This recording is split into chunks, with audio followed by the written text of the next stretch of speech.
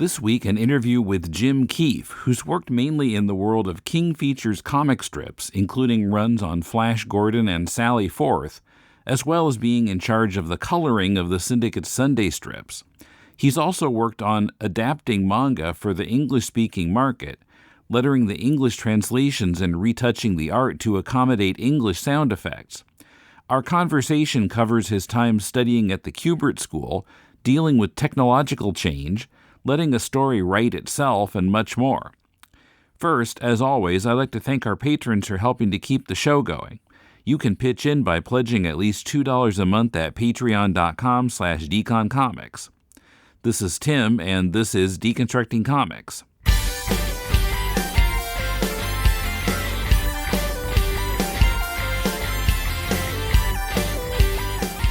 Welcome to Deconstructing Comics. This is Tim in Tokyo, and now here's the interview.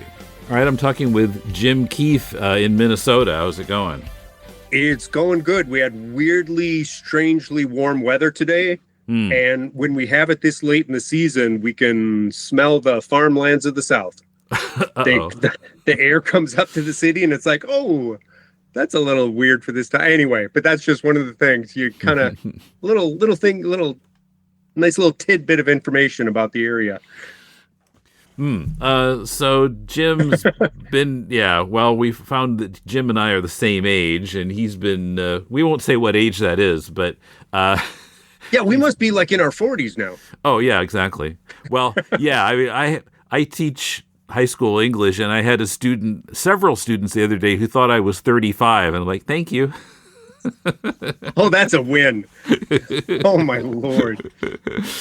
Well, maybe teenagers don't quite get how to tell how old someone is yet. But oh, my goodness. Anyway, so how long have you been making comics? I guess several decades. Oh, yeah. And it's funny, as far as making comics, there's the professional making comics, and then there's the, you probably know I went to the Kubert School, and you find out through going to the Kubert School that everyone who just loves this, loves drawing comics, they grew up on comics, invariably, when they're in their teenage years or younger, when they're 12 years old, they're drawing their own comics. Oh, yeah. They're like, Me too. you have your line paper, and you're just like, oh, and I want to do these characters together. And then you're stapling the paper together, and it's interesting how you kind of like, I don't know how to do this whatsoever, but I'm going to throw this stuff down, and I just want to tell stories. I want to do comic books. And once again, going to the Kubert School, because, you go through high school, and not to put too fine a point on what age I am, but in the 80s, comic books weren't a thing. Like when you went to high school, comics were for kids, and you weren't supposed to still be reading them. I never told anybody that I was a comics reader, let alone creator, in high school. Oh, yeah, and you did, you kept it under wraps, weirdly. And it wasn't until I got out of high school that I started really, picking up comics again. And that's when I found out, once again, in the Kubert School, that you have all these guys the same, they went through the same thing where they're drawing comics, they're reading comics, but it's not, the term graphic novel wasn't around yet. So it is like a medium for kids. And especially in the States, as you know, around the world, in Japan. Oh, yeah. In Japan, Europe. Not nearly so much. Yeah. Oh, yeah. And it's just there's more genres. It's just opened up to so many more, such a bigger audience. Golf comics. The States, yeah. Well, yeah, I mentioned I lettered a lot of manga for a time. Yeah. And what was really fun about it, I'm going to jump into lettering manga for a second. All right.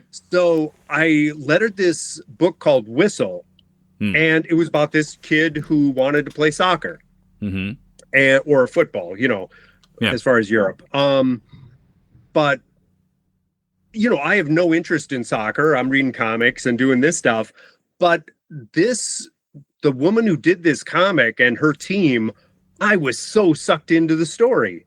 Like I was lettering it, like couldn't wait to see what happened next in this storyline. Because, and I think that's true. Like, it doesn't matter the genre. If it's a well-written story, it's going to suck you in. And I think European comics, with all the different stuff they have, and Japanese and all over the world, I think comics in the States has just been too limited for such a long time that it only started to crack open in the 80s. Well, and I still feel like, people who work or kind of centered on Marvel and DC or whatever still call that mainstream comics, and I don't think it is anymore, because there are kids reading all these other comics, and they sell much better than Marvel and DC do. Well, and what's funny to me is, like, okay, so I have kids in their 20s, and all of their friends, they were introduced to superheroes through movies. Like, none of them were reading the comics. So, like, the big two as far as mainstream, their audience as far as loving the characters, like, are all from the movies more so than the comics. It may be that they pick up comics after the fact, like seeing a movie and check them Possibly, out. Yeah. But at the same time, I see, and I mentioned just before the interview started that I taught at MCAD, the Minneapolis College of Art and Design. Yeah. And it was very much indie comics and manga and all that stuff that they were reading, not so much the quote unquote mainstream. Right. Yeah. So on the topic of manga, so I guess you're not working on like retouching or lettering manga anymore? No. Once I got the Sally Forth strip, I just didn't have the time to do like I was doing lettering when I was teaching and before that. Actually, and when I mentioned to you also that I went out to the Kubert School, so I was living out east for a while for like 20 years, and that's when I first started lettering manga for a place called Central Park Media. Okay.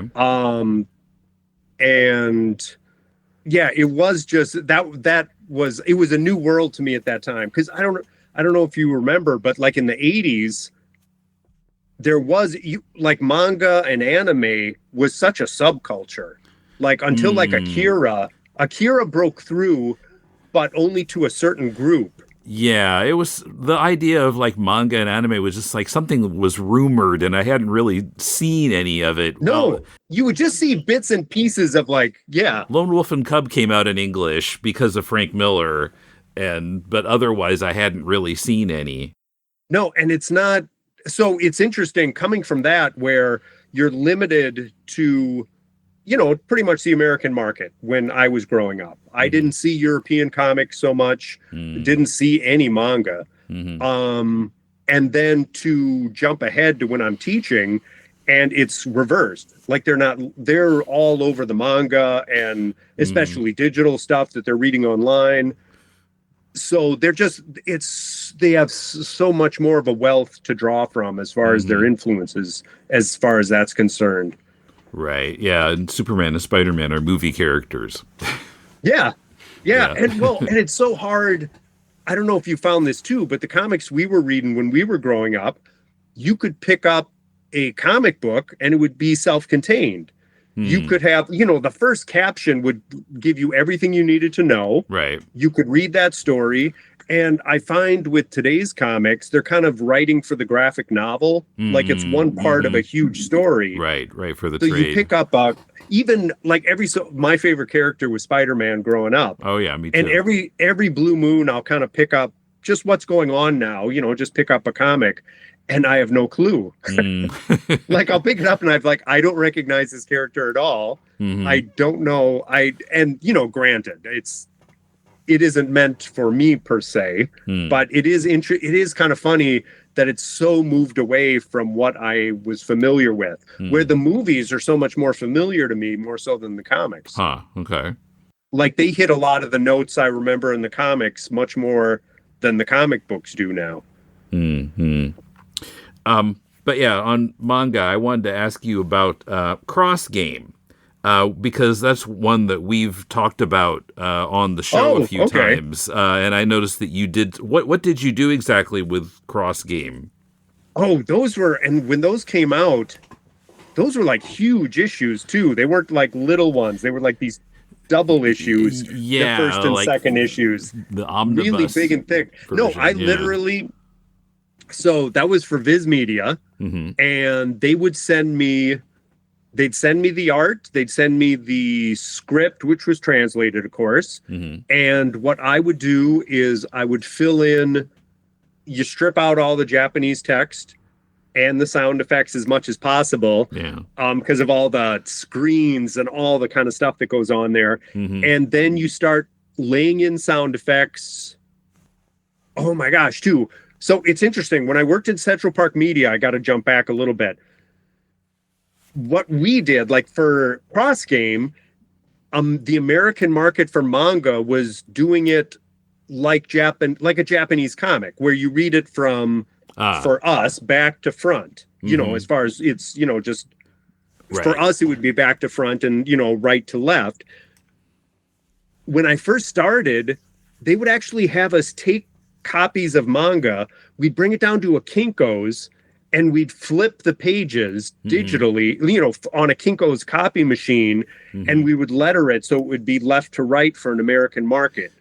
Right, and it was so freaking time consuming. They used to flip them all, yeah. Yeah, and we had to, and so it was a case of, of course, doing it right to left, but also lettering it so it's a weird way to do it, because you have to letter it with that American mindset and that Japanese mindset as far as going right to left then, and how it would read. And it's funny too, because after doing manga for a number of years, every so often I'd pick up an American comic and I would go the wrong direction. I would be like, no. This is, I got to get back in. Yeah, you have to shift gears. I've had that issue too. Like, oh, that's right. You have to go the other direction now. It's like being in another country and driving on the other side of the road. Yeah, exactly.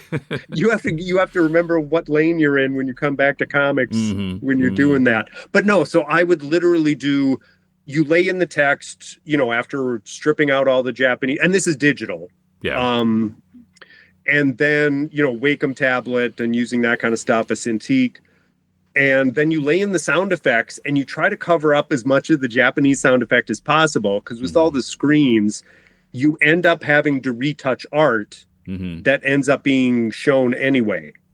So it can be really time consuming, especially, those like sound effects and everything that go, or like they have this, especially text, huge text that, with how Japanese was written, it goes vertically.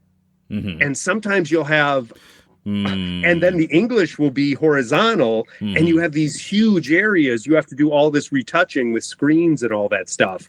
So, and I remember this one I did in particular where it was literally this huge scene, and it was for Whistle, because you're looking at the back of these bleachers and these kids' legs and all this detail. And I had to retouch all this detail because it was literally like a single line of text that went from vertical to horizontal. And a student who realized I lettered it just realized also immediately the work involved of what I had to do, just all that retouching, because they were like, oh my God, that was a lot of work, wasn't it? And it's not like the page rate increases for more work. No, it's some friend of mine's from the Kubert School, Mark McMurray, Brian Bilter, like they do a ton of lettering for like Viz Media still. And they are so, like they've been doing it for years. So they have this way of doing it that is a lot quicker than I used to do a decade ago. But I'm just wondering if you had any thoughts about Cross Game in particular. And I think it's, I literally, it's so long ago. I vaguely even remember it because like Whistle, I really remember. And Cross Game was a situation where, I literally, I don't even remember the fine points of it right now. Okay. And once again, so I can't answer your question. Okay. Because there was some manga I lettered. It was so funny.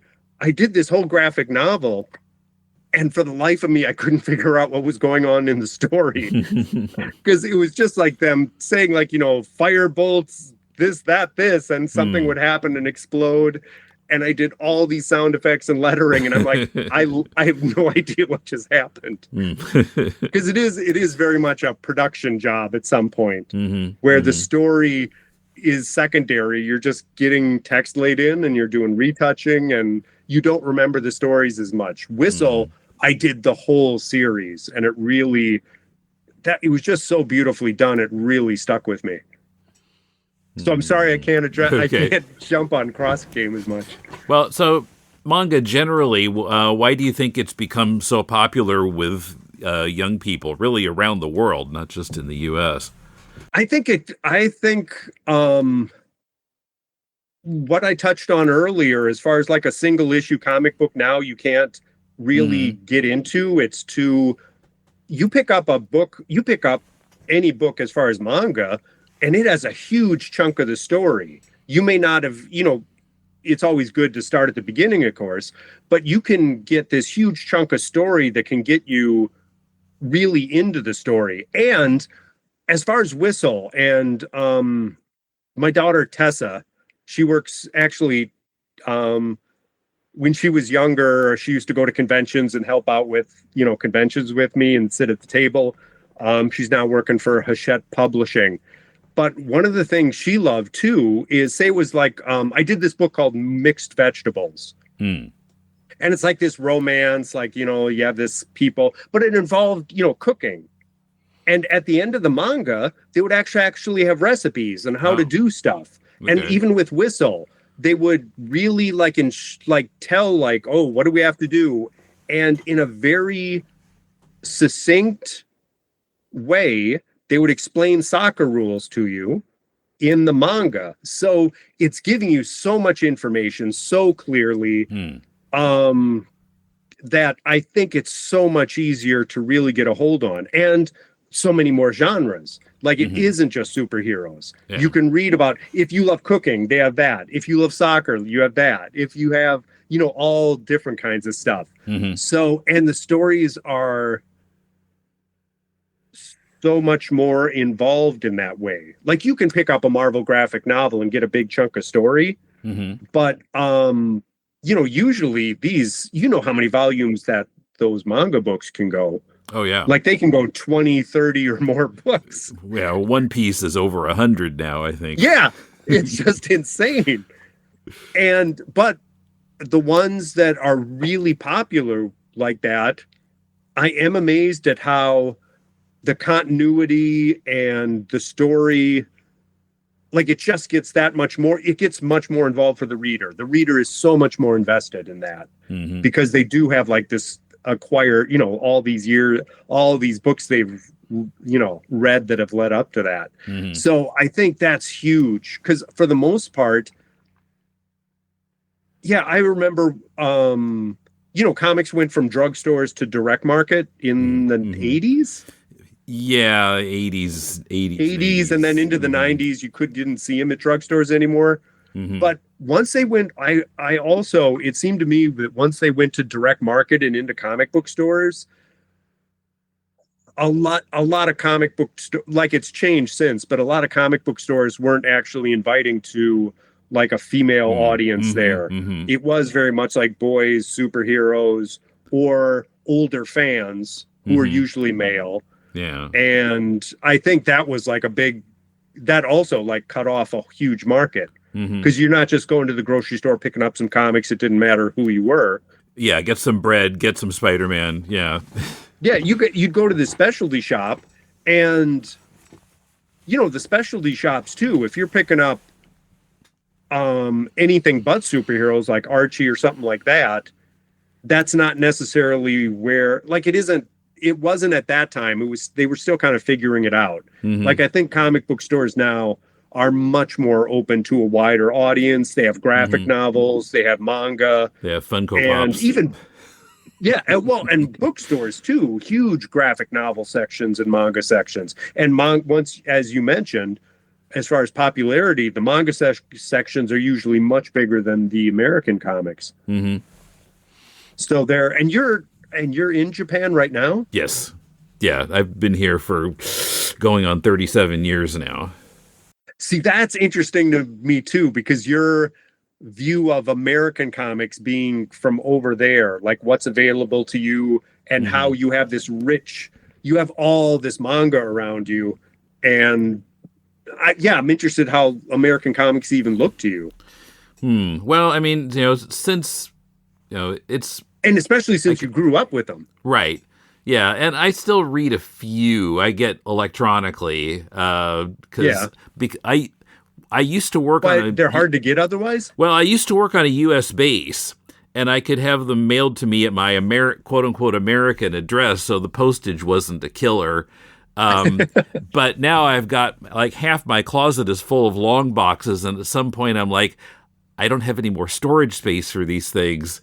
And plus, plus I quit working at the base, and so I just went all electronic. But the number of books that I buy has dwindled over time, because certain ones I'm interested in, but a lot of it I'm like, yeah, whatever. And I'll read some manga and some other stuff too. But no, and there's certain stuff like I do also digital, and I love just using the library app, because you can access a lot of different comics. But there's certain comics I do like just to have, like, it's just out of the blue.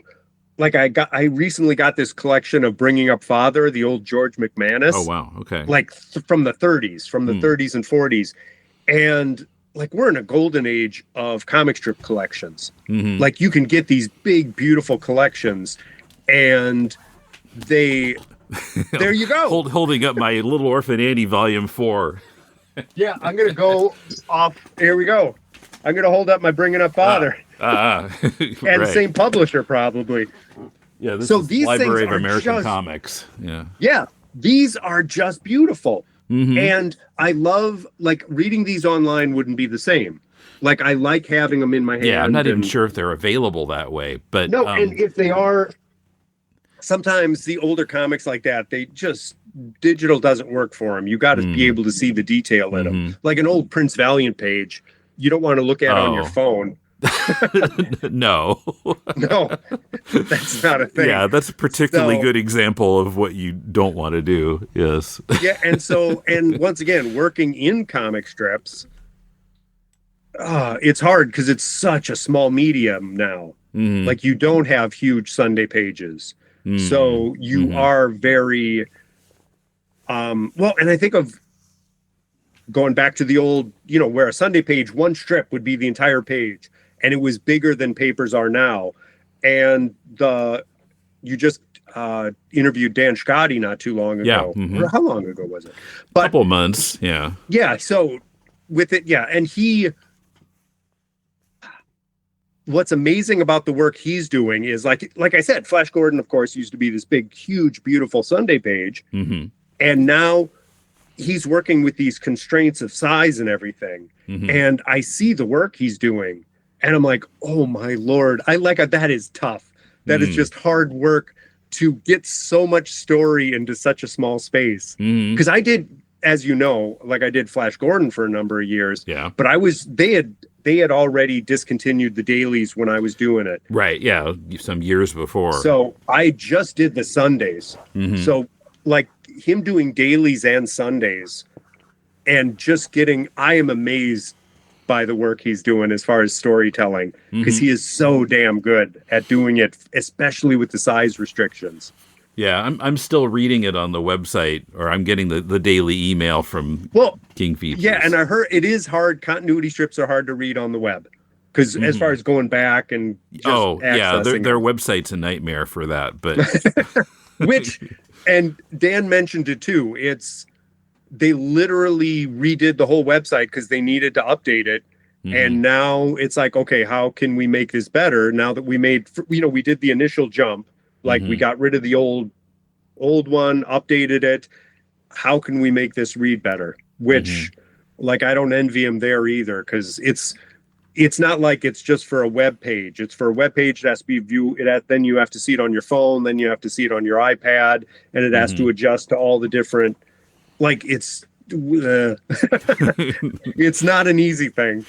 But yeah, because I think Go Comics is better in some ways, but at the same time, it's kind of a pain. Like Go Comics, like you read one strip and then you have to hit next. And so it was kind of nice on King Features once I got the strips that I wanted on the page, which was not so easy. Then I could just scroll through them, and that was nice. Well, and I know too, because once you're used to like you working on being on like the Go Comics page, you're so used to that format that then you go to the King page and it's just such a different format. Yeah. That it's like, okay, how do I navigate this? Because nothing is ever you're never told how to navigate a site anymore. You kind of have to be like a archaeologist and kind of like dig through it and figure out how to use it. Switching from Go Comics to the King Features, it's not even like driving on the other side of the street. It's like learning to drive upside down or something. No. Oh my God. So once again, I think he's doing amazing work. And it's funny because he had mentioned like doing a strip like Rip Kirby, right? Mm-hmm. He had mentioned like, oh, that would be a fun strip to do. Like, to bring like, if he ever got the opportunity. Alex Raymond, after he did Flash Gordon, he went overseas. He was a Marine. Mm-hmm. When he came back, he was actually locked out of doing the strip he created. Yeah, because I guess the person who was doing it was popular doing it. And they were contractually, there was a contract, okay. There was a contract involved, but Alex Raymond thought he was just coming back to Flash Gordon. Of course, I'm back and I'll start doing it again. And luckily, I think actually Hearst came in and was like, we can't lose Alex Raymond. That would be insane. We're going to give him, here's the offer we'll give him. You can create your own strip. You'll have rights in it that you didn't have in Flash Gordon. And if it doesn't succeed, you can go back to Flash Gordon once Austin Briggs' contract is up. And he did Rip Kirby, and he ended up with, National Cartoonist Society, Reuben Award for it, incredibly popular. But at the same time, they wanted him to do a Sunday too, because it was strictly a daily strip. And he said, that'd kill me. I'm not doing that. And I think of Dan Scotty like doing the daily and Sunday Flash. And that's a ton of work. And the mistake people sometimes make is like, oh, but it's smaller and they don't have to do the same kind of detail. It's the gymnastics you have to do a story in that small a space. Like, I give him credit. Tip of the hat to him. Yeah. So that's my Dan Scotty appreciation post right there. Okay. All right. Well, you're answering my questions without me asking them here. That's because I talk a lot. But what was I going to say? Well, you're I'll just start talking about something else then. You know what it's like. But, I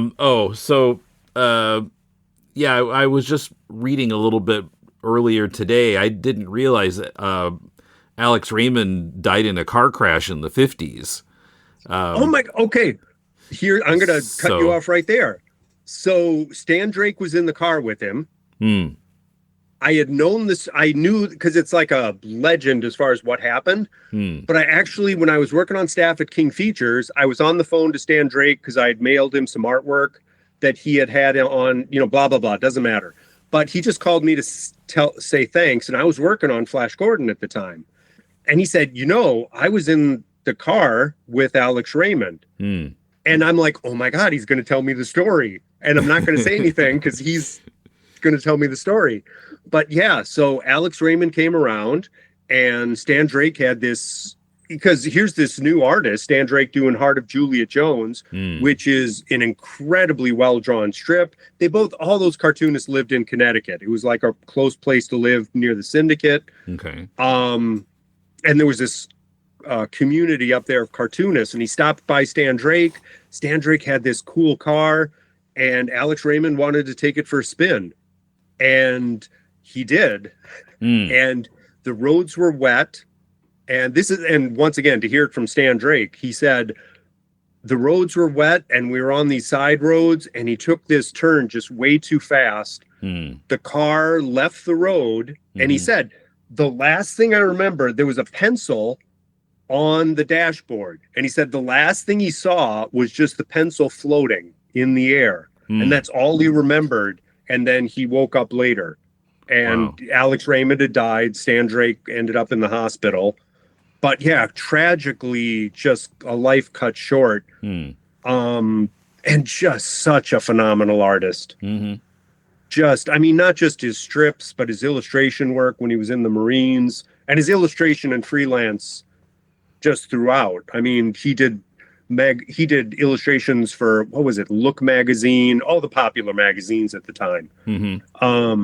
So yeah, that was the fun thing about working on staff at King Features. I was a colorist there for about 10 years on staff, just to be able to be in contact with these legends in the field, who, it was the changing of the guard when I came in. So I was able to kind of like, there was certain people, just these older cartoonists who, oh my God. So I'm going to just keep talking. Okay. So, no, but I worked on staff with a guy named Jerry Kraft. He's like an award-winning cartoonist. He does New Kid now. Bob Weber Jr., who did comics for kids, was there on staff, just changing. And Lisa Chelino Pollock was there, a great cartoonist. And we just all these cartoonists would come into the office. It was still, we were just like, when I was there, we went digital. So you stopped having that happen. And the purse strings were tighter, and they didn't have they used to have these huge Christmas parties where all the cartoonists would come and the editors would be there. And that was phenomenal too, because it was like there would be a party at the Waldorf with all these legendary cartoonists where you could just mingle with them. Wow. That, like, I got in on the tail end of all that kind of stuff happening. And then once again, times changed, everything went digital, and purse strings were like this. So it was a lot of fun just meeting with those cartoonists. Oh, what I was going to say 5 or 10 minutes ago. I want to say first. I don't know. I don't know if you actually listened to my interview with Dan. But yeah, we were talking about certain other strips, like legacy strips, where the day-to-day continuity is so hard to follow. But Dan does a really good job on that. That's why I appreciate what he does so much. Because now I'm reading it one strip a day, and I'm not having the same trouble I have with Dick Tracy, where, like, what happened yesterday? Yeah, I heard you had some issues with that. But yeah, that's another thing that he's doing really well on it. It's easy to follow from day to day. Well, and like, one of my favorite strips in the 70s, as far as adventure strips, in 77, Stan Lee and John Romita came out with the Spider-Man strip. And that was a big event in my life. Yeah. Oh my God. And Romita, growing up with Milton Caniff, like, that was the guy he looked up to. Like, he just drunk in all that storytelling from a master. So I have those same books I just showed of the Bringing Up Father. I have the Spider-Man newspaper strip ones. And Romita. Well, also I have the scrapbook I saved from when I was 12. Oh yeah. Yeah, I think we had those someplace too. Yeah. But Romita's storytelling, same thing, where you have 3 panels to, like, grab the reader, lead them into the next day. And it is, like, when it isn't done right, it really sticks out. And when it's done right, it looks so effortless. Like, the story just flows. Yeah. But if done wrong, it's just like chunky it's like, okay, what happened last time? And all of a sudden you're not invested. Yeah. It's like, first panel, this is where we left it yesterday. Next panel, here's some story development. And panel 3, this is what we're leading into tomorrow. So no. And I don't know if it was, because we grew up with, all those fantastic artists from Marvel who did the Marvel method of, here's your story outline. And you had these artists who could, holy crap, could they tell a story? So, and, their continuity and their storytelling. Like, I really think that was kind of a magical time, because when you have an artist deciding the pacing of the story, you get a different kind of story. Like Stan Lee did that for time saving. It's like I'm not going to script a whole story. Let's talk it over, and you send me some pages, and I'll put the script in. And they would go run with it or go in a different direction.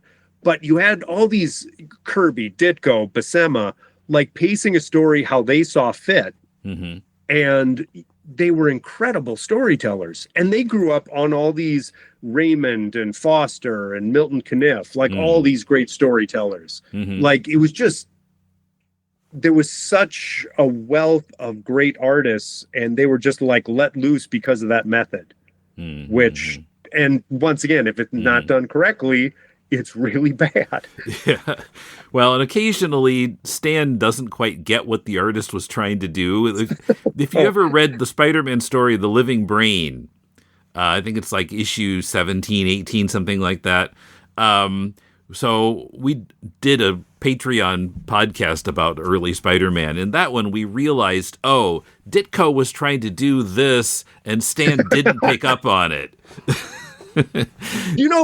That is the production. People forget too, the production of these things. It isn't like they're meticulously sitting down and going they got to get it out. It's and especially not Stan and Steve, because they weren't speaking to each other. No. And also, but just like if you look at the workload of like a Kirby or a Ditko those years, like no one does that kind of workload these days, as far as, especially Kirby is like an outlier. He did so much work. The books would come out twice a year nowadays if they had that workload. It wouldn't come out that quickly. I'm amazed because of all the issues, even the production and all the issues you could have, that this like the storytelling and art was so strong it just held up. Where a lot of other companies they just kind of fell by the wayside. They didn't have that strong of artists or writers. Coming up, what Jim learned at the Kubert School, dealing with technological change, Donald Trump's sci-fi debut, mining family history for a graphic novel, and more. This podcast is part of the Deconstructing Comics Network, where we're grateful to our supporters on Patreon. Patrons get exclusive extra content. Pledge $2 a month or more and get Batman 66 podcast Bat Bits, where we're discussing writer and script editor Lorenzo Semple's Bat Notes memo, in which he lays out guidelines for writing Batman scripts. We've recently also discussed a TV Guide interview with Yvonne Craig as she was beginning her run as Batgirl, early versions of the scripts for Bookworm and Penguin episodes from Season 1, and more. At $4 a month, you also get our monthly show Silver Age Batman, where I'm moving through the book Batman in the 50s issue by issue, discussing each story and sometimes laughing at them, with a rotating second chair of Paul, Emmett, Patrick, or Kumar. Follow our Patreon for free and get access to the first 2 episodes of both Bat-Bits and Silver Age Batman. Check it out at patreon.com/deconcomics, and thanks for your support.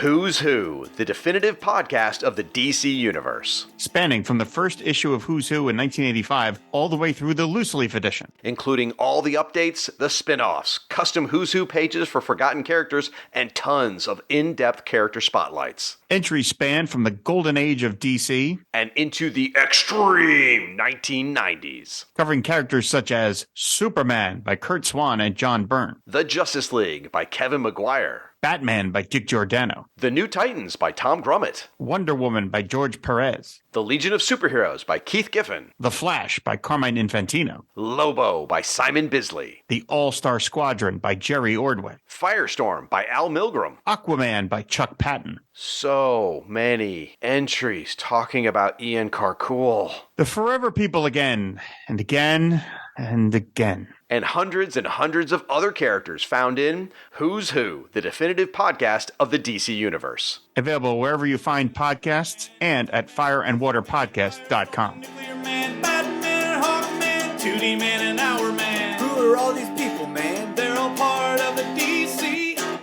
Who's Who. So I wanted to ask you about the Kubert School. I always want to say Kubert, but I understand it is Kubert. It's the same as the 80s video game, Kubert. Well, talk about your experience there. What was that like? Did you ever talk with Joe Kubert himself? Oh, I had him. Yeah, he taught second and third year when I was there. Okay. So we had him as a teacher. He like, once again, in the 80s, he very much legitimized like doing comics as a living.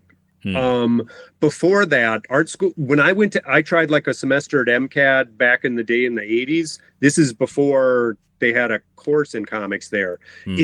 Comics were not, they weren't considered something of not just an art form, but something, it was a low art. It was very much like, yeah, and there was no SCAD or anything like that. There weren't these schools you go to draw comics. So I was going to these schools that were teaching, here's how to be an oil painter. Here's how to be a graphic designer. And it's like, well, how do you... And once I mentioned, like, coming out of high school, I started picking up some comics. And Swamp Thing by Alan Moore, Bissett, and Toddleben started coming out. And it's like, this is phenomenal. This is so beautifully done. And then in the Comics Journal, there was an interview where Bissett and Toddleben said there was this new school they went to, the Kubert School. And I was like, I'm applying today. I want to go. Yeah, so I applied, and it was a game changer for me, because here was a school. It was very much like it was a trade school. It was very much like, here's the equipment to use. Here's a production schedule. Joe Kubert was an editor at DC. He was very much like, everyone teaching there, whatever they were teaching, they did professionally. And they didn't take crap as far as, there was deadlines. There had to be done. We had, this is pre-digital. So we had a lettering class for a semester where we just lettered and lettered and lettered and lettered. And, even today, like, I taught some lettering at MCAD, but it would be like for a week. And you need years of it just to get solid. So it was, Joe kind of threw you into the deep end. He was like, you're going to draw and more assignments and draw. There was a guy, Rags Morales, he went on to work for DC. He's a phenomenal cartoonist. I think it was second year. He was already he was my class that year. And he started getting work at DC. And he told Joe, like, hey, I still want to go here. Can I do my, kind of use this work at DC as part of my curriculum? And Joe was like, no, that's not... We're teaching these courses. If you want that job, do it, of course. But and of course, he could speak to this. This wasn't my personal experience. This is secondhand. But it was a case of you had artists who were, like Toddleben too. I think second year was already getting work and didn't finish the school. But it was a trade school teaching you how to do it. And it was a game changer for me. I got a job at King Feature Syndicate coming out of the school as a colorist. And they hired me. They interviewed people from Pratt and School of Visual SVA, but the Kubert School students were the only ones who just knew how to do a color guide. Like, they already knew, like, here's what we need. Okay, yeah, we're going to hire you guys. Okay. So he was Joe Kubert, and Joe Kubert was a great teacher, a very amazing mentor. Okay. So what would you say is the most important thing you learned at that school? Holy crap. One of them is just deadlines. Like, there was a student there who he didn't the assignment was due, say, on this Tuesday. He handed it in weeks later because he wanted to do the best job at it. Like, he really wanted to be like, Joe had this assignment called the King Kong assignment. And you do 3 sequential pages from anywhere in the movie. And it was one of Joe's favorite films. So, and just do like 3 sequential pages. And this guy did 3 sequential pages, but he handed it in like 2 or 3 weeks late. I forget. Wow. and they were beautiful. Like it's not like he handed them late because he was being lazy. He put that time and effort to make them look exactly how he wanted. And Joe was like, okay, yeah, I might as well throw these into the garbage. It doesn't matter what they look like. You just missed the deadline. You cost the printer money. You cost the company money. Like this. Readers are waiting. Yeah. Yeah. You can't do this professionally. That's not, and it's once again, the trade school ethic where it's not about making the most beautiful art. It's doing this job. Like, here's your time constraints. Yeah. And that was the time constraints of this job is huge to meet the deadline. And if you don't realize that, and plus, like when I was going to the school, I went through, I'm in my 20s, going through some personal issues.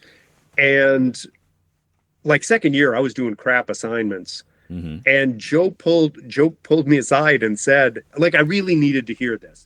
He said, either commit yourself to this school or leave. And he said it not in a like, or get out. It was very much like, here, this is your decision. Like either focus and do the work, or I don't need your money just to fill a seat. You can do something else. But I really needed that kind of kick in the head to say, like, okay, stop, get focused and do this. I came from Minnesota to go to Jersey. And, either do it or don't. And once again, he did it. He was a great mentor that way, as far as me personally. And just had advice that I needed to hear because he had been through it. It's not, life as a freelancer, you have all this crap happening in your life. And then you got to get a deadline done. So it's a matter of, it's this weird balance. Like I remember asking him how to, I feel like I'm trying to get work done, but, with family life, and this is after I'm married, because he let us come back and just, if we had, after we graduated, just talk. I said, like, how do you focus the time and family? Because, I'm trying to get work done, but the family stuff's happening. And he just told me, like, oh yeah, you got this wrong. Like, the family isn't a distraction. That's an important part of your life. Don't integrate them. Don't think one is the bad thing and that's interfering. Like, figure that out. And he had the experience. Like, he'd been doing that his whole life himself. Sure. So, it'd be easy to let it just take over your life and you'd never see your family. But yeah. And there's cartoonists who do that. And this kind of work, you need to be with someone who understands the workload. So, someone understanding, but you can't be a jerk either. Like, this is my art and I can't, you have to understand. And you need to take care of yourself too, right? Because, ergonomically, you can mess up your hand. No, and I've physical therapy and everything. I can't, I wish I had the book I could just pull out. Uncivilized Books. They literally have, it's a great comic publisher here in Minneapolis, an indie publisher. They have a book just about it's done in cartoon style. And like I said, it's not I can't grab it off the shelf because I don't know where it is. It's just literally physical therapy for cartoonists. But it's all the stretching exercises and all that stuff. Because it is a marathon. It isn't a 100-yard dash, this kind of work. Like, you really have to do the exercise and take care of yourself, because otherwise you just freeze up. Yeah. Your body just clenches. I have to stretch. I have to exercise. Otherwise I can't draw. Okay, so when you finished at the Kubert School, then you went to King Features as the head colorist. Is that right? As the colorist. Gene D'Angelo was the colorist, and I was able to sit in with him for a little bit. He was retiring. Joe had recommended me as far as when King Features came to, talk to the different schools. And so I replaced Gene D'Angelo when he was retiring, who had worked there like 40 years or so. Maybe not that long. And so I worked on staff there for like 10 years. And that was great because, I come from this trade school and they just started doing stuff digitally. So everything I had learned was obsolete, like as far as paste up, design, like, but the thing is, no one knew anything because it was just being introduced. They put these Macs in front of us and said, learn Photoshop. Okay. That's a good way like, to no one use up and a few me months. and it was funny. I remember Jerry Kraft. Jerry and I went to this Photoshop class and we were learning it ourselves. So we go to this Photoshop class that King was paying for, and we knew more than the teacher. He would be like trying to teach, and we'd be like, yeah, I think you're supposed to do this. You're not. So it was a weird time because everything was going digitally, but everything was so new. There was no roadmap. It was like we were figuring it out, and it was an interesting time. And all of us, I remember at that time, it was Lisa, Jerry, and I. Any kind of freelance job we could grab from there, we can. Like I did a fashion column. George Evans, who did Secret Agent Corrigan, he fell sick, and I had been corresponding with him. I ghosted for him for a few weeks.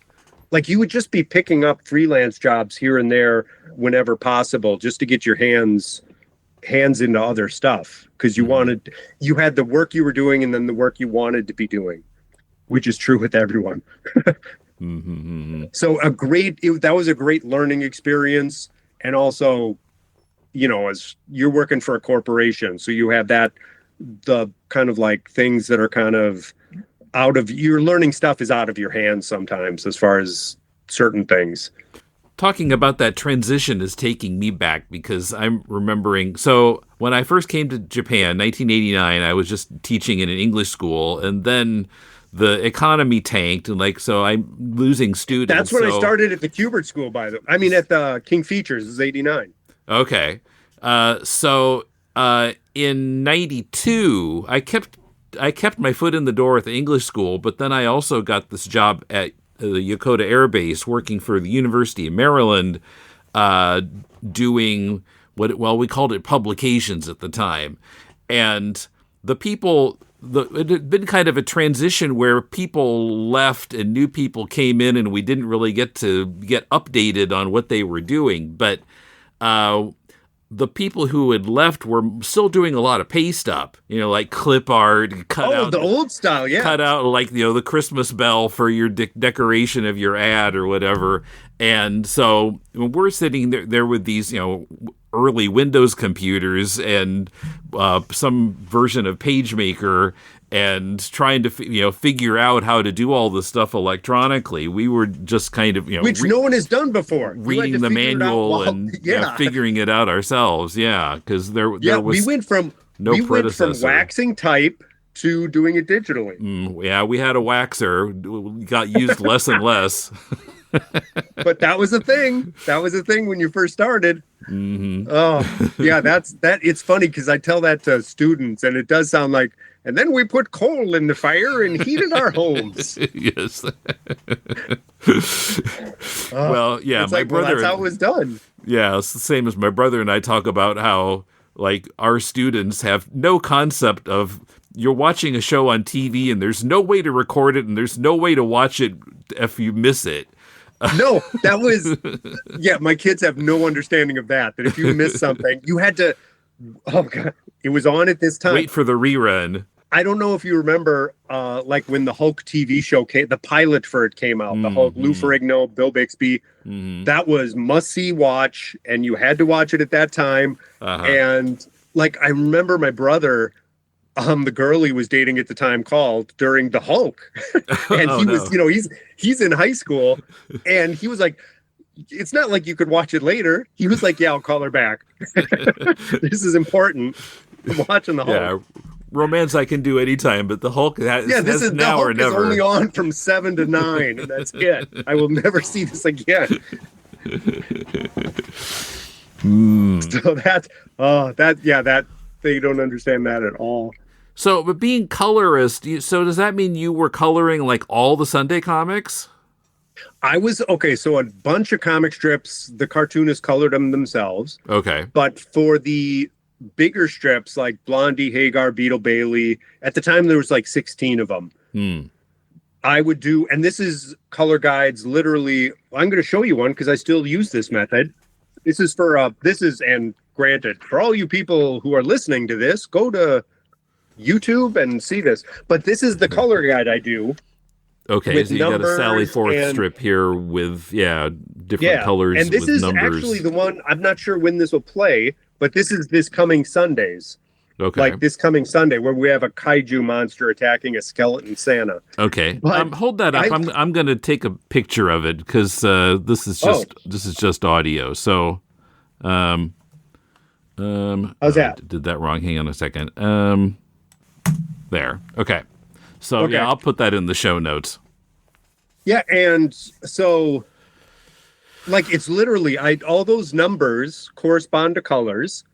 So they, it's like yellow, magenta, cyan, and it's usually 10%. Like if it's 310, it would be 30% yellow, 10%. So they all correspond to a certain color. And I still do it that way because that's the way I did it back in the 90s, and it's so much faster for me to give a color guide to King Features, and then the guy on David Stroh down at King Features in Florida, he can punch all those in, and then it's colored. I see. But so you're not sitting there with a paint bucket in Photoshop or something, filling in the colors. And for more intricate pages, I will do that. Like I'll go in I'll do a Photoshop file with layers and, do a CMYK page where it's just filling in, doing flats and then filling in colors and blah, blah, blah. So it's not, I can do it both ways, but the production of Sally Forth, it just makes more sense for me to do it this way.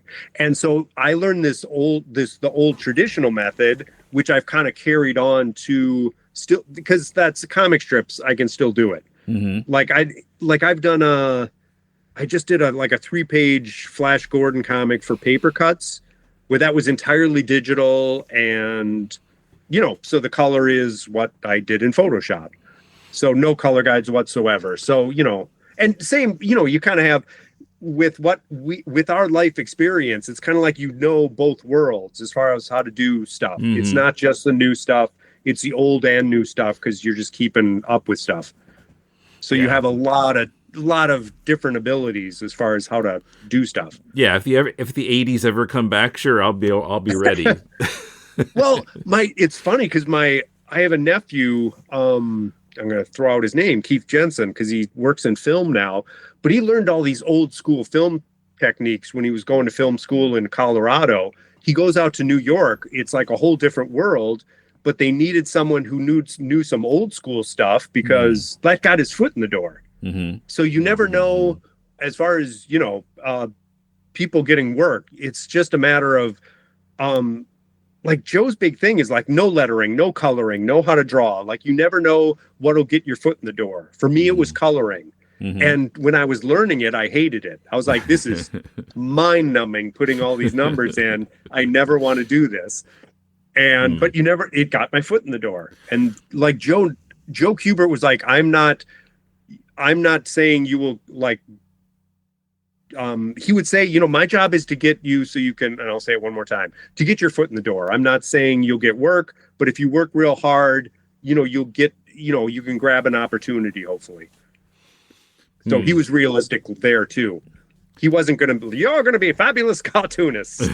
Like, it wasn't that mid-Atlantic accent. So I know you got to do that every so often. That's how it was at the Kubert School. But so if you're colorist at King Features, then like each strip kind of has its own color palette, right? So you have to kind of keep track of which one you're doing. Well, and it's so funny because like to start out, I'm kind of sitting next to the guy who's done it for years, and he's saying, yeah, don't do that. That's wrong. That, he's kind of giving me pointers like how I should be coloring stuff. And it's so funny because I don't even I have a chart up there that has all the color, like a color chart, which has all the numbers underneath it. I don't even look at it anymore because I've been doing this so long. I know I can pick colors without looking at the color chart per se. I'll reference it, of course, but it is a matter of, and different strips have different looks to them. And I had a really good working relationship with the cartoonists. John Marshall, who did Blondie, who drew that. Dick Hodgins, I was in contact when doing Hagar. They knew, especially because I'm young and hungry, I want to do my best job to get more work. So like Dick Hodgins would send me stuff like, I want this monochromatic red because it's this Hagar's in this huge battle, and then at the end he has to do something mundane. That's the joke. But really, push it as far as the colors go. So yeah, was really able to play with stuff, especially and with a limited palette, which is sometimes the best way to go, because it really teaches you. I think it teaches you color theory better to work with a limited palette. If you jump into Photoshop and you have unlimited colors, it's kind of overwhelming. But if you have a more limited palette, and that goes, I do watercolor as well. You don't want every option available. It's too much. If that makes sense. Maybe. Although I got back into making my comic for a few years between like 2000, what was it, 2002 to 2006 or so, and I was doing it on paper and then scanning it in and coloring and lettering it in the computer. And yeah, I didn't limit my color palette at all, but I was kind of enjoying that. And there's great, like I love working. It was just a web comic, so. And when I do it in Photoshop, I can be more, I can play with colors I wouldn't do just, with a color guide, just because I have that option. Yeah. But I think it was a good grounding to begin with, especially for the production aspect of it, to just get the work done. Yeah. Color theory is not something in my skill set, but. Well, and I did it for like 10 years on staff, but then I did it another 25 as freelance. So it was like, it was only within the last 5 or 10 years that I stopped. Like I was coloring Blondie for like 35 years. So I had a good working relationship with the artist who did it. So that's important. So in 96, you started Flash Gordon. So Sundays only, no daily strip existed. And I'm still working on staff at that time. Okay. So so you were a King Features employee, so that kind of give you a leg up on getting that gig? Not at all. No? Because they weren't looking, Jerry and I joke about this, because they weren't looking for us to do stuff, because we had our job there. So, like, we would hear, like, I'll throw out something, like, oh, they're looking for an artist for Donald Duck. They're looking for an inker for Spider-Man. Like, I would submit samples for everything because I heard about it. But it was like, no. Your work isn't up to that level yet, or whatever reason. With Flash Gordon, they actually were looking for a new artist for a while. Because they actually were talking to Mark Schultz and Al Williamson to do it initially. But it had dropped in papers, and it just wasn't going to pay what they could do. But they were looking for a while, and I had submitted samples, and they said, nope, that's not right. Yeah, we don't want this. And what I ended up doing, because I would take scripts that they had on, and just kind of draw them up and see if they were interested. I ended up doing a few pages, like, and this was like a year later. It's like, they're still looking. I want to submit some more. I'm going to try again. I wrote up like a 3-page story myself and then illustrated that, because I'm like, I really want to play to my strengths, and, so think of the story and then really illustrate the heck out of it. I ended up getting accepted as far as the art. And then the editor was like, oh, and would you like to write it too? And I had never written a story in my life. And I was like, yes, of course I can do that. Because you're young and you say yes to everything. And I knew it's not like I couldn't write a story, but it's not something I was practiced at. It's like, okay, this is something I have to figure out. He liked what I did, so I'm going to just jump on this. So from there, it was a really weird situation because I didn't think that would ever happen. So I literally was the writer, artist, letterer, colorist on Flash Gordon. And so I got to do the whole job. So when, like, Flash Gordon is completely my work, for good or bad. Because, you know, I was kind of learning on the way. The first year of it, I remember I was like, Flash is going through this, he's in this spaceship going over Mongo. And I was just referencing stuff. Okay, it's over this forest. And I took this helicopter, and it's like, well, if I kind of modify it and make it look like a spaceship, it just looked like a helicopter. Like, it wasn't. And I sent it to George Evans, who was doing Secret Agent, because I was like, hey, what do you think? And he was so great. He would put tracing paper over my drawings and say, yeah, you got to push this. This is like fantastic. And here's, you know, look at Alex Raymond stuff. Try to get that kind of feel to it as far as, you know, pushing the imagery more. And then meeting Al Williamson, as far as writing it, he directed me to the Flash Gordon serials with Buster Crabbe. And he was like, if you want to get a really, like, a firm grasp of what the characters are, watch those serials. Like, they are so, it's like you have the hero, you have Dale, who starts out like as the damsel in distress, but then gets stronger, you know, as far as, you know, more self-assured. And then you have Zarkov, who, so it was just I had these great artists who were like, hey, here's what to do. And so Flash Gordon was a great learning experience that way, because I was doing the whole job. And I had great people to, like, tap into to get advice from. Any particular favorite, like, Flash Gordon characters or storylines you worked on? You know, because I listened to the Dan Scotty interview. It's interesting, too, because I always found Dale more interesting as well. Like, how he likes to write for Dale. Because I have, like, my wife is Sicilian. So, like, Dale, I just kind of patterned after her, like just a strong character, like, just doesn't take crap from anyone. And, you know, given this, here's this woman, you know, as far as her character, she's transported to another world and has to go through all these different situations.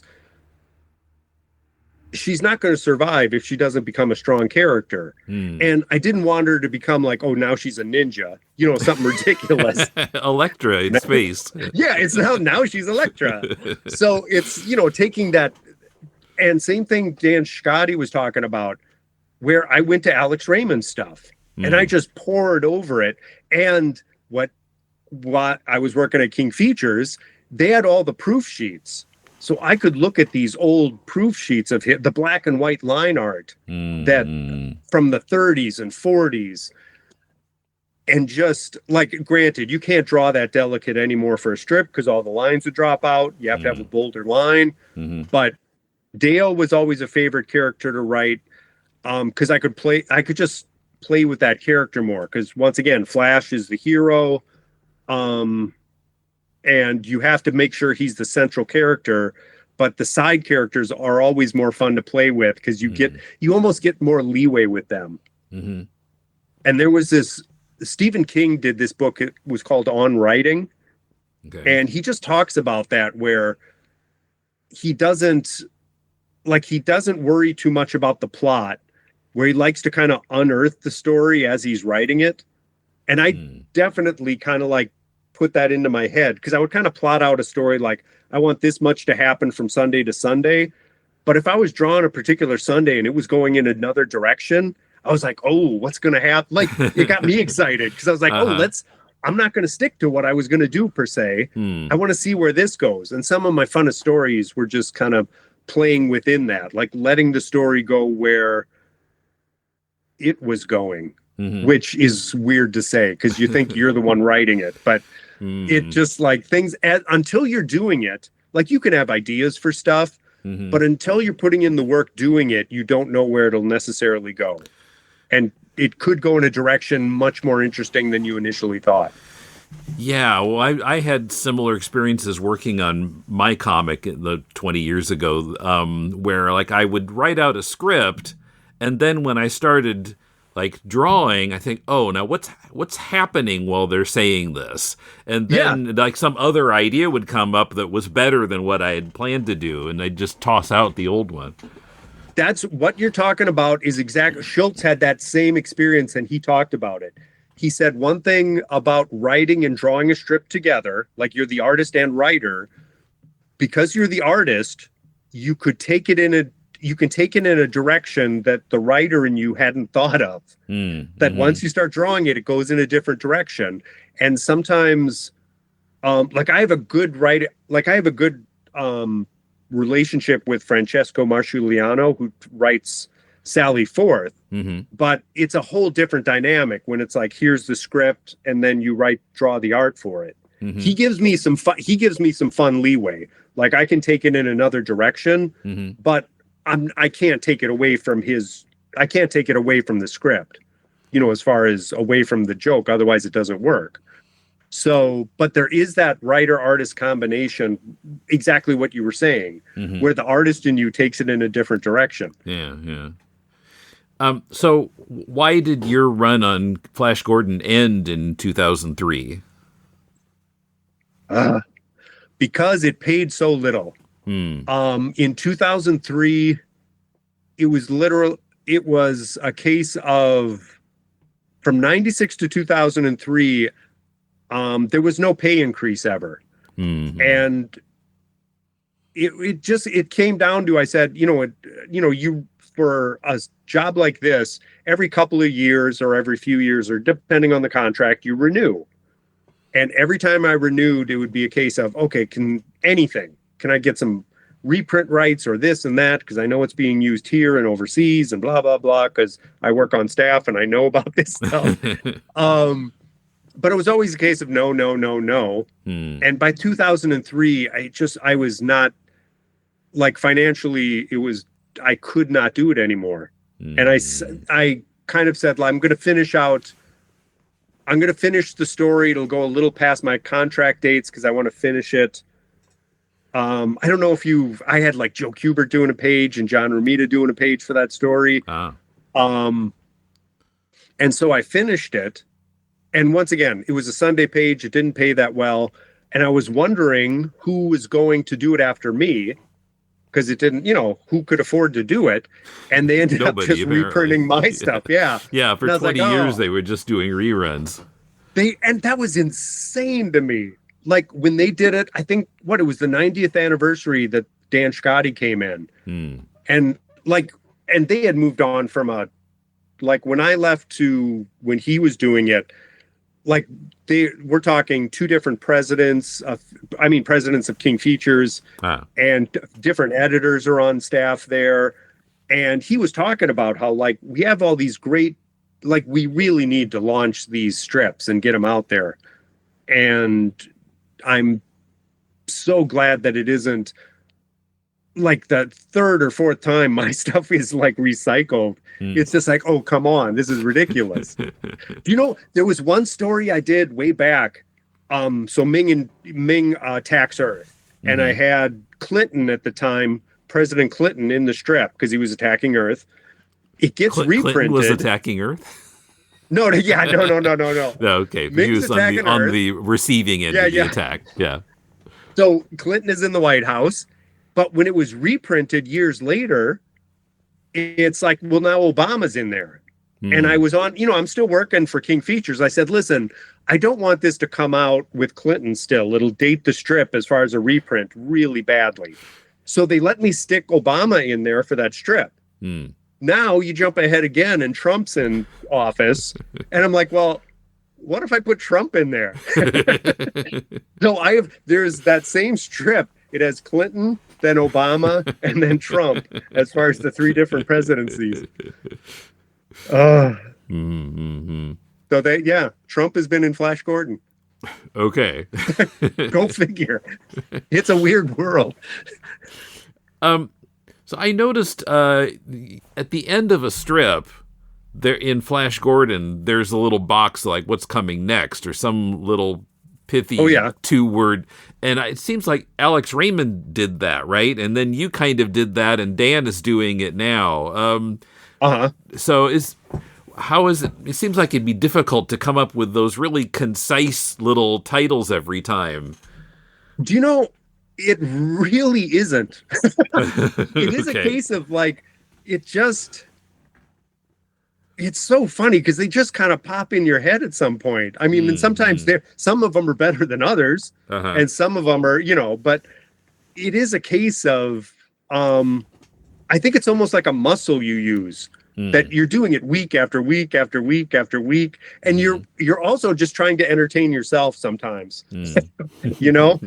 so it'll just kind of pop in your head. Like sometimes even like doing the strip now, you just do stuff. I'm gonna throw something else in front of you real quick. Like I had a drop panel I did recently where the drop panel, title panel for Sally Forth, where sometimes it gets printed in the paper, sometimes it doesn't, just for formatting. So that strip I just showed you with the skeleton and that one, the color guide, this is the original art for it, but there's a drop panel for it. This is the title panel. Okay. And I threw in, what's that? It's that show with the school. Elementary. Abbot Elementary, yeah. Abbot Elementary, yeah. Those are the two characters for Abbot Elementary. Okay. Francesco was like, the neighbors are looking out their window and, talking about Ted. And like, so now I have to think of neighbors. Like, who would be their neighbors? And I was like, I want to throw those characters in there. And, with Gregory, yeah. Janine, and I just thought it was kind of like and people who get it will get it when they see it. Like, it's not in the script. It's just, and that's what I mean as far as Francesco letting me play with stuff. Like, I trust, like, as far as where he goes with the story, I'm not going to micromanage him. He's not going to micromanage me. We've both been doing this for decades. Like, so, and granted, just doing different jobs, but it's a good working relationship in that way, because not all artists and writers have that kind of relationship.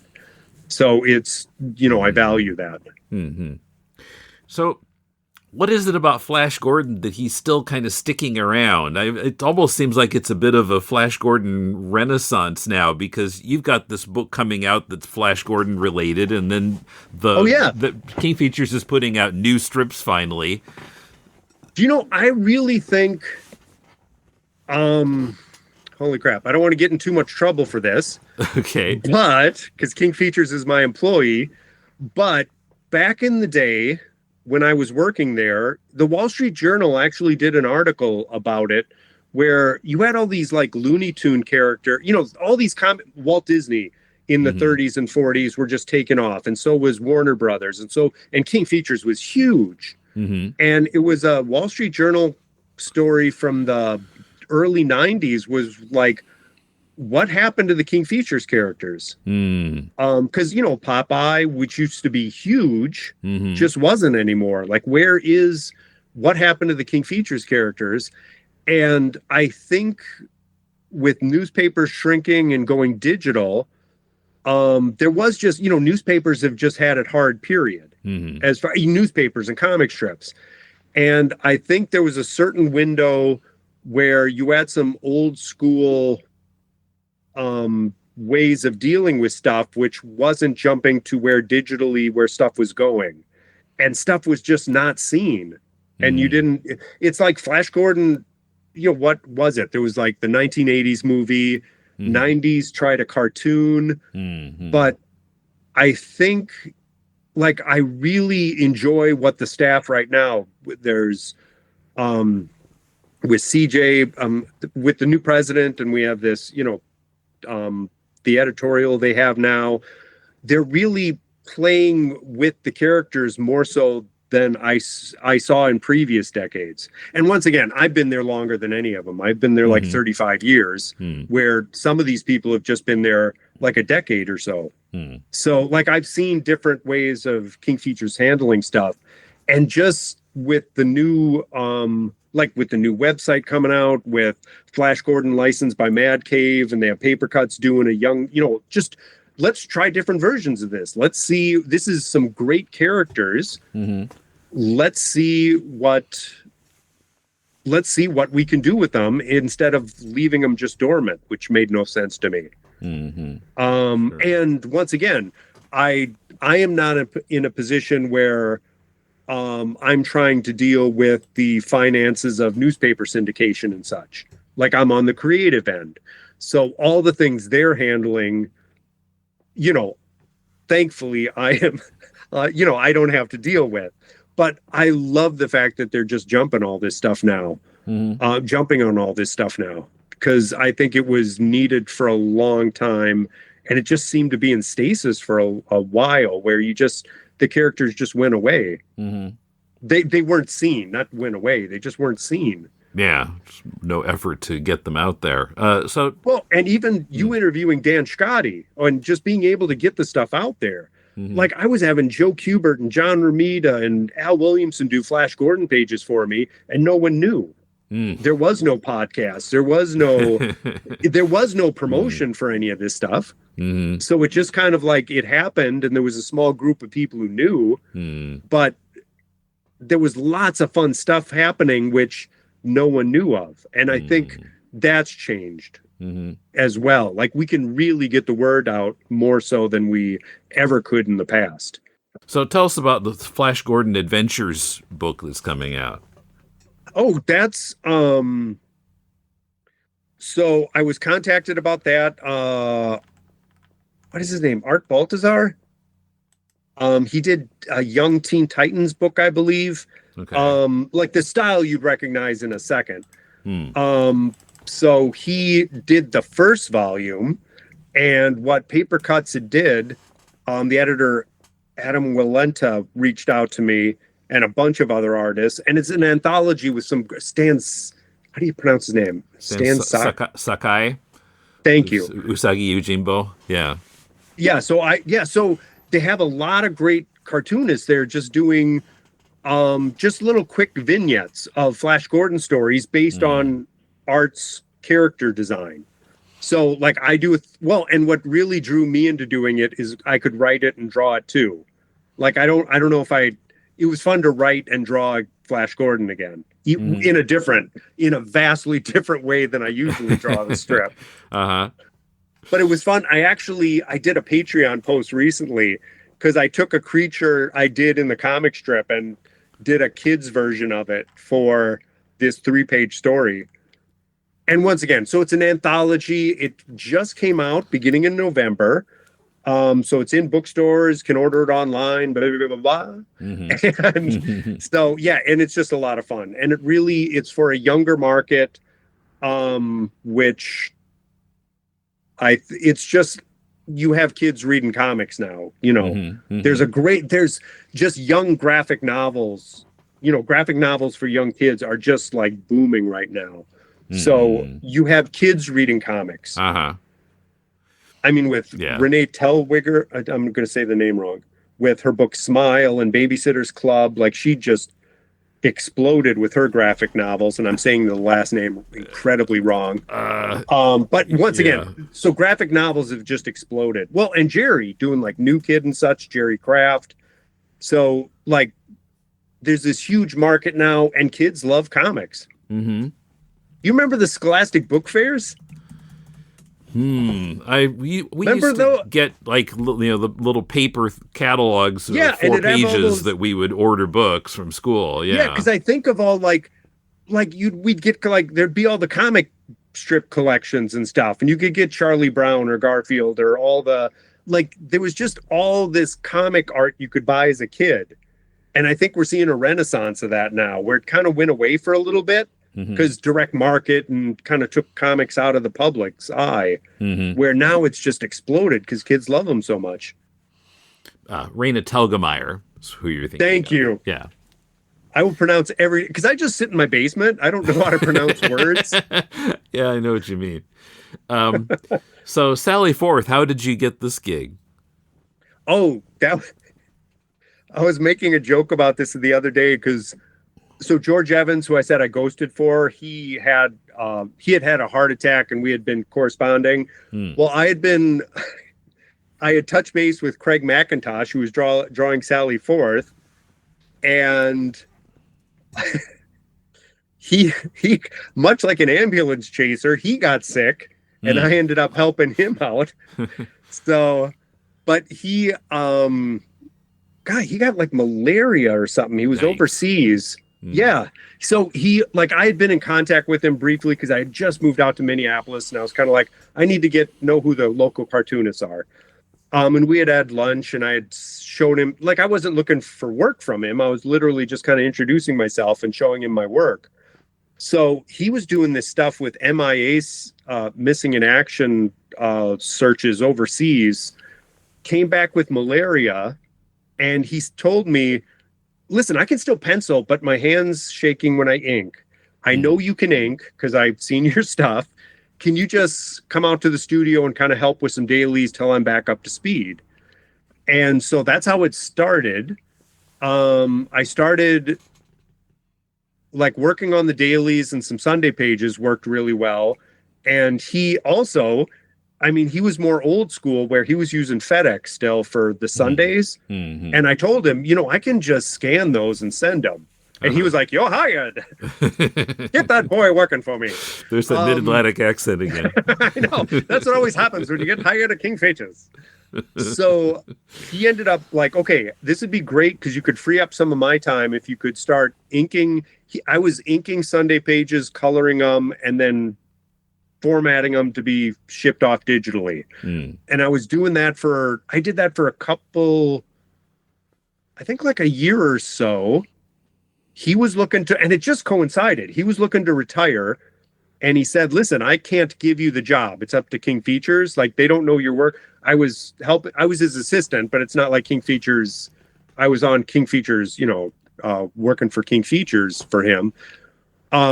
He said, "I can't hire you, but I can put in a good word and say you're a natural fit." And we kind of presented that to King Features, like, here's this guy who's been working on the strip for like 20 years or more. I forget exactly how long Craig was working on it, with Greg Howard initially, and then with Francesco. But I kind of made a pitch. I had to jump through some hoops doing samples still. And that's how I ended up getting the work and being like the baton handed off to me as far as the art. Mm-hmm. And it was a smooth transition. I don't know if you've seen, like, a lot of times when a new artist takes over a strip now, they can totally change the style. Yeah, I know there's some kind of an Annie strip now or a Nancy strip, and they look anything like their original versions. Which, I don't know if you, like, that was just back in the day. Like, my big thing taking over Sally Forth, and I'm going to give myself a pat on the back. When I initially took over Sally Forth, they didn't notice a change in artist right away. Okay. Like, there wasn't like hey, we have a new artist. Because one thing readers, they've been reading the strip for decades. Mm-hmm. They don't want change. That was the mandate from on high. Right. You want your McDonald's hamburger to taste the same every time. Yeah. And it's changed, but that's changed too, where there's a bunch of legacy strips, not legacy strips, because they kind of take over, someone else takes them over completely. I don't know if that's legacy. But they can give it a whole new look now, which that wasn't a thing, a couple decades ago. Uh-huh. So that's how I ended up getting it. And then eventually it still looks like Sally Forth characters, but it definitely is more my style than Craig McIntosh is now, who, once again, a phenomenal artist. But looks very different from your Flash Gordon, though. That's quite an adjustment. God. The first, my sample page to Francesco, because he didn't know I was helping Mac out. I did a dream sequence where Ted was imagining himself as Flash Gordon. Because I was like, hey, who's this new guy helping out? Who wants to do Sally Forth? Oh, it's Jim Keefe. He used to do Flash Gordon. And then I had Ted imagining himself as Flash Gordon, as in the Sally Forth style. And like, that sold me to him, because he was like, oh, there's stuff we can play with here. Because it looks like Sally Forth, but also this other element going on. So And I can't stress that enough too, because I did sample pages for them. Like, here's some scripts, do these dailies to make sure you have the look of the characters.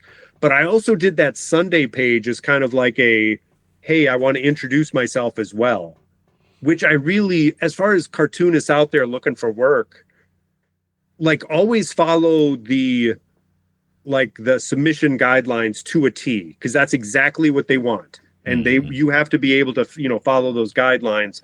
Otherwise it doesn't work out, but also show off and show what you can do. And that may be the difference that gives you the job. I think of that with Flash Gordon, doing a story of my own, with working with, it made a difference in a bunch of jobs I've had where it's like, hey, I can do this and a little more as far as getting getting that work. So. But I was a little surprised to find that Sally Forth was still going with a new creative team, because, I mean, in the 80s, I knew that it existed in exactly one newspaper, and I didn't realize it was that popular. Oh my God, it is so... Greg Howard created it in the 80s. He's also another local Minnesota guy, and it just took off. If you think at the same time, it's like Lynn Johnson, For Better or Worse. You have Kathy Guys White. You finally had strips that had these, women creating them. And Sally Forth was finally a woman in the workplace, which was amazing. Even though it was in the 80s, they never showed anything like that. Mary Tyler Moore. So, and Greg Howard was just funny. He knew how to, it wasn't this dainty woman working. It was this putting up, how do you deal with the stupid boss? It is the Mary Tyler Moore kind of situation. And then when Francesco took it over years later, he realized, well, I can't do, hey, it's a working woman, because times have changed and that's not novel at all. So he did more Flights of Fancy. He really made it personalized. He did more storylines to kind of, the cast of characters has just exploded between Sally's family and Ted's family and just more personal stories. He did this story it was just a few years before COVID, Francesco's dad passed away, and the following year he was like, oh, I'm gonna see if we're gonna do Ted's dad passes away, and do it here's all the crazy things that happen. It's not hey, isn't this funny, but just crazy things that happen under this sad situation, because life happens and weird stuff happens regardless. So we've been, and granted, we don't want to make it a, we don't want to just make it a melodrama, but it is a matter of just playing with stuff, and it really draws readers in that way. Okay. And that's Francesco's strength. I'm just going to throw that out. Okay. Yeah. I also noticed on your website that you've been, when you have time, I guess, working on this graphic novel about your dad's experiences in World War II. So tell us about that. That is that's called the back burner project, which everyone has. That kind of thing you have where it's oh, if I got to carve out time for this. Actually, if you go to my website, it'll give you a link to show you. I illustrated how it happened. And once I said I do watercolor, I'm working in watercolor to do it. It was just 2001, I think it was Band of Brothers came out. And my dad died in 92 from cancer, and he was in World War II. So I knew nothing about it. And he never, that generation didn't talk about anything. 2001, Band of Brothers comes out, and I'm talking to my mom, and my mom said, yeah, I thought that was just like those photos your dad had in, of the war. And I'm like, what are you talking about? And he had this suitcase with all these photos and all this stuff, just these, souvenirs from the war. None of the photos had any words on them. Nothing. It was okay, well, that's a dead end. Okay, here's some photos. Don't know who these people are. And my mom said, well, if you're interested, your dad had a Christmas list of veterans he used to write to for Christmas. If you want, you could try to contact him. And I literally spent the next few years reaching out to him. And I said, hey, I'm Dick Keefe's son. Here's some photos. I would love to talk to you. If not, here's the photos, you know.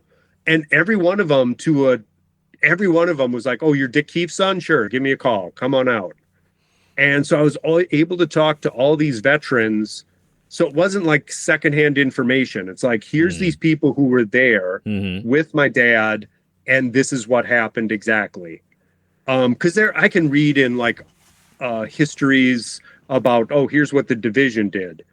But here's the people who were there on the ground. And so it's just all these life experiences and going out to the National Archives to do research. It's just all this wealth of information I want to do something with. So that's what that is. I'm going to carve out time to do this because it is a case of all these kids who were like 19, 20 years old, some of them, who were just thrown into this situation. And same today. You know, you're just these kids who go off to serve, who they're too young. They're so not too. Well, everyone's too young to be in that situation, but it's a lot of growing up real fast, and the experiences the things they go through, no one else who hasn't gone through them can understand. Like, that's why veterans need other veterans to really talk things through. And just these stories they shared with me, and I told them, I said, I'd like to share these stories. And they would tell me some stories like, this isn't for the book, but blah, blah, blah, you know, because it was like that. But that's what that project is. That's me wanting to share these stories just from people who were kind and generous enough to share these stories with me. Okay. So how is that? Is that progressing at all in the back burner? Holy crap. It's been years of research, and every so often something new came up. Just this last year, I just picked up from my aunt passed away, and one of my cousins, the Wittridges, they had all my dad's letters from the war that my aunt had saved. So it's like the movie Nuremberg that just came out, my dad was in charge of the motor pool at Nuremberg during that time. Yeah. He writes a letter back saying, I just had a tour of the prison. I can't talk much about it in this letter, but when I get home, you know, so I have all these personal letters he wrote from his time serving overseas. So every so often I'll be doing some like research. And so, yeah, there's just a ton of stuff I'm doing, and I want to see it to fruition. And so a lot of continual work on it. And every so often I'll be dumped with all this huge, invaluable research where it's like, oh my God, this is his exact words as far as what happened, which I never had before. Okay, so it's coming along. And when I put something on the back burner, I usually don't have any time to work on it. No, well, and it is back. When I say back burner too, is like I'm not devoting the time I would like to, because there's this stuff that pays bills. That you have to do. It's crazy. But so it is like a passion project, and it's something I've been taking. Yeah, it's a lot of time I've invested in it. And so there's nothing being done, but I just have to carve out time to get more stuff done, if that makes sense. Sure. Okay. So do you have any advice for young artists? Stay away from AI. Because that's all nonsense. It is a whole new world, because I think AI is a threat in the way it is just fast and cheap in some ways, where it's like, hey, you give a prompt and it'll put this slop together where an untrained eye will think it's good and put it out there. You need to, like, I would give artists that kind of thing where it's like, really find the work that inspires you. And as far as finding work today, you get this community around you. As far as this, you know, for me, it was going to the Kubert School and finding those people. Then at King Features, finding those people. And you end up finding work through that networking. And you don't think the mistake is, you know, here's the mid-Atlantic accent again. You know, it's like, well, you got to network, and you got to get that work out and get those people connections. But networking, all that means is your community, the artists you meet, my mentors throughout the past decades, young and old. I can be inspired by one of the students as far as I taught, as much as, in some ways, as much as Joe Kubert, just the passion they have to get this work done. So, and you end up getting work because I find you end up getting work because you have all these connections, and it's like this spider web of connections where you never know where a job will come from. Like me touching base with Craig McIntosh. Like, I'm literally just trying to touch base. I'm not getting work from him, but it's like, oh, he needs help. Hey, can you come in? Like, I can't tell you how many times stuff like that's happened. So you really got to hone your skill. Be digital or traditional. It doesn't matter that way. Just, you have to have the skill level, though, is needed. That, learning the craft. That is incredibly important. And then that networking to figure out where the landscape is these days, because it's changing so much. And there is this thing like, oh, everything's going to be done by AI. And it's like, if you've seen it, it's just regurgitating stuff that's already been done. Like, it is this kind of like it's like this bright, shiny object people see right now. And there's uses for stuff, like as far as, just like spell check. And, there is use of like computer apps to help you along to, correct stuff. But that skill level you need to understand if it's a good drawing, you have to figure that out. You can't just like slop something together with an app and think you are an artist. And connecting with other people who have that same passion is likewise important.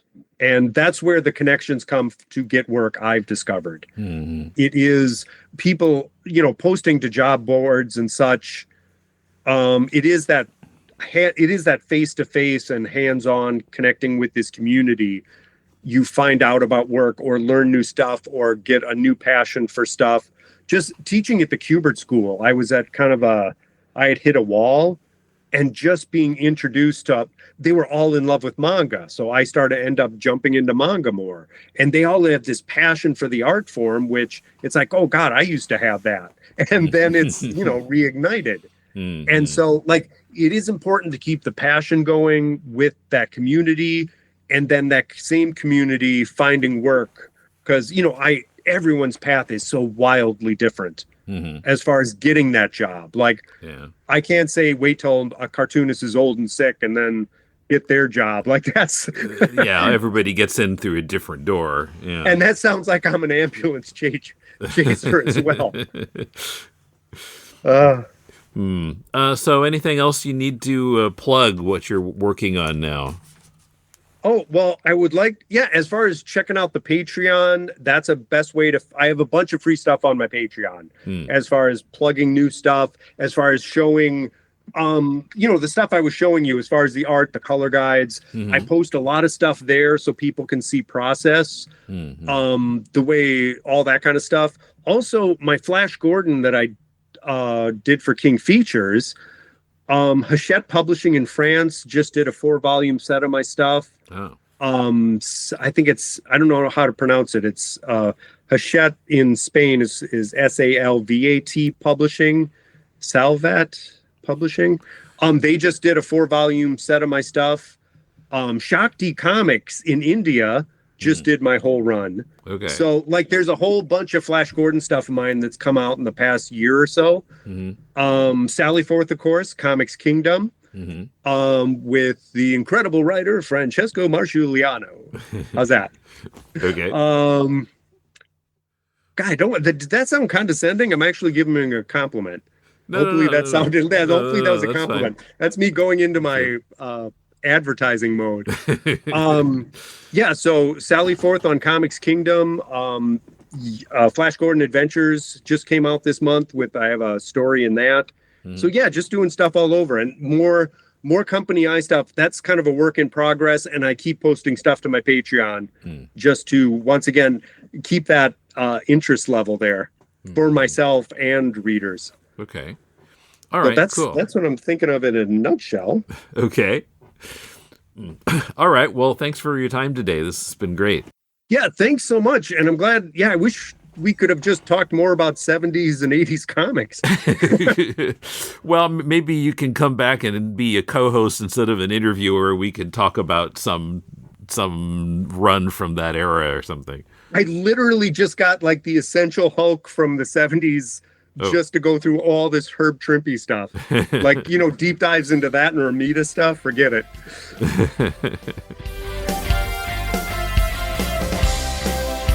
Check out Jim's work, including a link to his Patreon at jimkeefe.com. That's Keefe with a silent E at the end. The link is in the show notes. Follow us on Blue Sky at Decon Comics. On Facebook, we have both a page and a group. Those are linked from deconstructingcomics.com, as is our YouTube channel, where our episodes are posted every week as videos of a single image. You can comment on our episodes on YouTube or on our site, or drop us a line at mail@deconstructingcomics.com, or talk to us. Click the Leave a Voicemail link on the left sidebar of our site. Are you making a comic? Send it to us and we'll do a Critiquing Comics episode about it. Our theme is by J.B. Anderton. The music backing the promotion of our Patreon is Change by Jazar. The plan for next week, once again an episode that's not recorded yet, is a review of The Ephemerata, part 1 of Carol Tyler's documenting of the physical, biological, mental, and psychological effects of loss. It's a memoir of her experience of the deaths of multiple family members in close succession. Juan Ma'i Bush joins me to discuss this new book from Fantagraphics. It's not as depressing as it sounds, and of course it's a topic we all have to face sooner or later. We hope you'll join us for that next week. Till then, this is Tim, and thanks for listening to Deconstructing Comics.